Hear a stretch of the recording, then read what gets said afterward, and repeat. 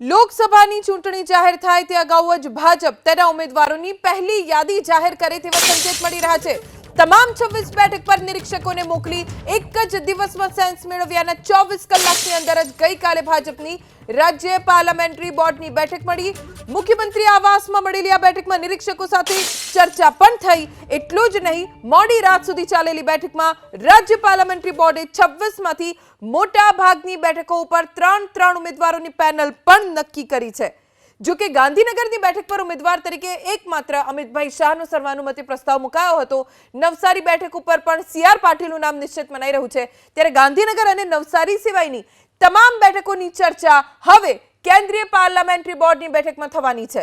આજથી શરૂ થઈ રહેલી ભાજપની કેન્દ્રીય પાર્લામેન્ટરી બોર્ડની બેઠકમાં ભાગ લેવા પ્રદેશ ભાજપ અધ્યક્ષ સીઆર પાટીલ અને સંગઠન મહામંત્રી રત્નાકરજી દિલ્હી પહોંચ્યા છે।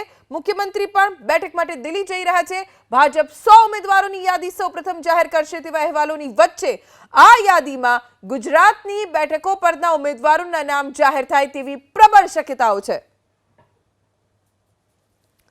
प्रधानमंत्री नरेंद्र मोदी दिल्ली पहुंचे ए पहला भाजपे निरीक्षकों माटेनी एक यादी जाहिर करी दीधी। 2 દિવસમાં તમામ 26 લોકસભा બેઠક ઉપર સેન્સ લેવાની પ્રક્રિયા શરૂ કરી દેવામાં આવી। તાત્કાલિક સેન્સ લીધી, નામ નક્કી થયા, પેનલ નક્કી થઈ અને હવે રાષ્ટ્રીય કારોબારી બેઠકમાં મોકલવામાં આવ્યા છે।